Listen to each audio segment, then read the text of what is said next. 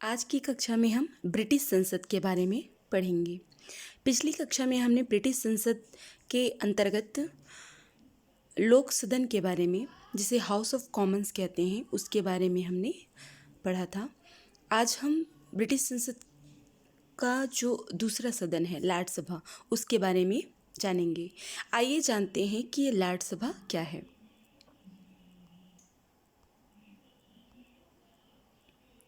पिछली कक्षा में मैंने बताया था कि जो ब्रिटिश संसद है वह सम्राट सहित लोक सदन और लैट सभा के साथ मिलकर बनता है। तो लोक सदन के बारे में हमने पिछली कक्षा में चर्चा किया था। आज हम लैट सभा के बारे में जानेंगे। लैट सभा जो है वह ब्रिटिश संसद का द्वितीय सदन होता है। इसी को उच्च सदन भी कहा जाता है। इसकी जो सदस्य संख्या होती है वह निश्चित नहीं है। निश्चित इसलिए नहीं है क्योंकि इसमें जो सम्राट होते हैं तो सम्राट के द्वारा प्रधानमंत्री की सिफारिश पर जितने जो नवीन सदस्य होते हैं, जितनी आवश्यकता होती है उतना सम्राट के द्वारा उतनी सदस्यों की नियुक्ति की जाती है।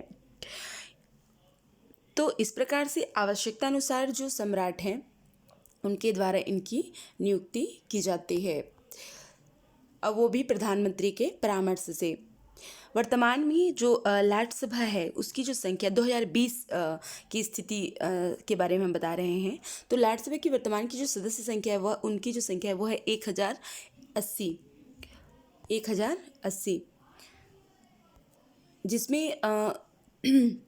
जिसमें कौन कौन शामिल हैं। अवकाश प्राप्त प्रधानमंत्री जो होते हैं वो लैट सभा के सदस्य के रूप में नियुक्त किए जाते हैं। जो लोक सदन के अवकाश प्राप्त अध्यक्ष होते हैं वो लैट सभा के सदस्य के रूप में नियुक्त किए जाते हैं। अवकाश प्राप्त सेनापति, अवकाश प्राप्त वायसराय, उच्च कोटि के न्यायवेत्ता, साहित्य, विज्ञान, कला में प्रसिद्धि प्राप्त व्यक्ति को सम्राट के द्वारा प्रधानमंत्री के परामर्श पर लैट सभा के सदस्य के रूप में नियुक्ति की जाती है। तो इस प्रकार से लैट सभा का जो गठन है वह होता है। आइए जानते हैं कि जो लैट सभा है उसके जो सदस्य हैं वो कितने प्रकार के होते हैं। तो जो लैट सभा है वो उसके जो सदस्य हैं वो 3 प्रकार के होते हैं। एक पहला जो होता है वह आध्यात्मिक लॉर्ड जिसको कहते हैं, वह जो है वो धार्मिक लॉर्ड भी के रूप में भी जाना जाता है। तो ये जो धार्मिक लॉर्ड जो होते हैं उनके अंतर्गत एक कैंटरबरी का जो आर्क बिशप होता है, एक यॉर्क का आर्क बिशप होता है, एक लंदन का आर्क बिशप होता है और एक डरहम का बिशप होता है और एक विंचेस्टर का बिशप, इसमें अनिवार्य रूप से शामिल किए जाते हैं। मतलब जो चर्चों के जो बिशप जो होते हैं, चर्चों के जो क्या होते हैं, जो बिशप होते हैं, तो इन बिशपों को सदस्य के रूप में आध्यात्मिक लॉर्ड के अंतर्गत जो है वो नियुक्त किया जाता है। बाकी जो है वो इंग्लैंड जितने भी चर्च के जो बिशप होते हैं वो आध्यात्मिक लॉर्ड के रूप में, लॉर्ड सभा के सदस्य के रूप में नियुक्त होते हैं। तो इनकी जो सदस्यता है वो इनकी मृत्यु उपरांत ही समाप्त होती है। जब तक जीवन रहेगा तब तक वो लैट सभा के सदस्य होते हैं, या फिर वो स्वयं यदि वो त्यागपत्र दे दें तो वैसे भी इनकी सदस्यता समाप्त की जा सकती है। तो जो लॉर्ड आध्यात्मिक जो लॉर्ड हैं उनकी जो सदस्यता होती है वह जीवन पर्यंत रहती है। दूसरे प्रकार के जो सदस्य होते हैं लॉर्ड सभा के, उनको वंशगत या पैतृक पीयर भी कहा जाता है। दिसंबर सन 1999 में एक अधिनियम पारित हुआ था जिसमें जो वंशगत जो पीयर हैं उनकी जो है वो 3 श्रेणियाँ निर्धारित की गई थी। इन 3 श्रेणियों के अंतर्गत पहला जो श्रेणी था उसमें जो दलित साथी पीयरों से निर्वाचित किए जाने वाले सदस्य होते थे। दूसरी जो श्रेणी थी उसमें पदाधिकारी जिन्हें संपूर्ण सदन निर्वाचित करता है, और तीसरी श्रेणी में राजघराने के सदस्य के रूप में ये सदस्य होते थे। तो ये वंशगत या पैतृक पीयर होते थे।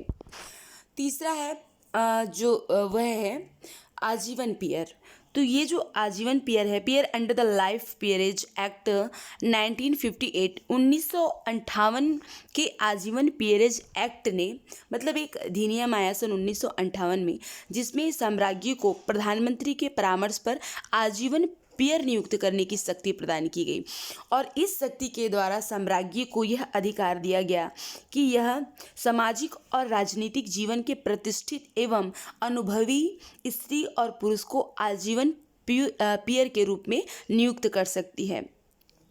इस पियर के ये जो एक्ट है 1958 का जो एक्ट है, इसके बाद से लाट सभा में एक नई व्यवस्था आई और उसके बाद से जो लाट सभा है उस लाट सभा में पुरुष के साथ साथ स्त्री की भी सदस्यता को स्वीकार किया गया इस एक्ट के द्वारा।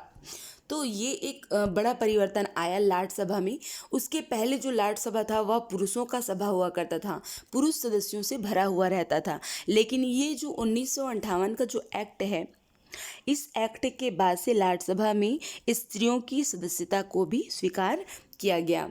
तो इस प्रकार से जो लाट सभा के जो सदस्य हैं वो 3 प्रकार के होते हैं। लाट सभा के जो पदाधिकारी होते हैं, किनसे मिलकर जो है वो लाट सभा बनता है, इनके जो पदाधिकारी होते हैं, तो लाट सभा की सभा को संचालित क्रियान्वित करने के लिए कार्यों को एक स्पीकर की व्यवस्था की गई है।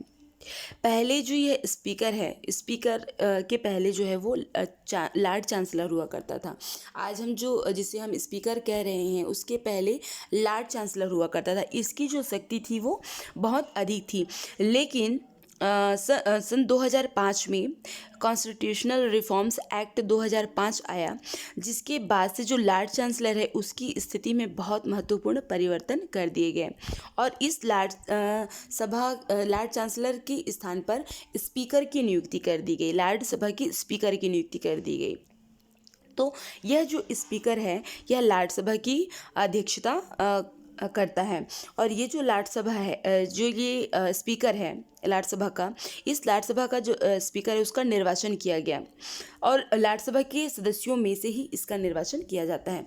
ये जो संवैधानिक सुधार कानून 2005 आया है, इसके बाद से ही लॉर्ड चांसलर का जो पद है वह स्पीकर के रूप में परिवर्तित हो गया है और इसका जो पद है वो समाप्त हो गया है। जो लॉर्ड चांसलर था उसकी जो शक्ति थी, इसकी जो शक्ति थी इस पे बहुत परिवर्तन हुआ है और हालांकि ये जो संवैधानिक सुधार जो कानून 2005 जो आया है उसके पश्चात यह पद बना हुआ है, लेकिन उसकी जो शक्ति है वह अब ब्रिटिश मंत्रिमंडल के एक सदस्य के रूप में है और उसके अतिरिक्त कुछ भी नहीं, ना ही वो अध्यक्षता कर सकते हैं, ना ही वो ब्रिटिश न्यायपालिका का अध्यक्ष होते हैं। तो इस प्रकार से जो पदाधिकारी के रूप में लॉर्ड सभा की पदाधिकारी के रूप में स्पीकर की व्यवस्था की गई संवैधानिक सुधार कानून 2005 के पश्चात और उसके साथ साथ उसके अतिरिक्त समितियों के लॉर्ड सभापति होते हैं। उसके अतिरिक्त रिकॉर्ड देखने के लिए क्लर्क की व्यवस्था की जाती है। जेंटलमैन असर ऑफ द ब्लैक रॉड होते हैं, सार्जेंट और सार्जेंट एंड आर्म्स होते हैं। तो ये सब मिलकर जो है वो लॉर्ड सभा की कार्यवाही को क्या करते हैं, इनसे मिलकर जो है वो लॉर्ड सभा को कार्य को गति प्रदान मिलती है। बैठक एवं गणपूर्ति, जो लॉर्ड सभा है उसकी जो बैठकें हैं वो लोक सदन के अधिवेशन के साथ साथ ही चलती है।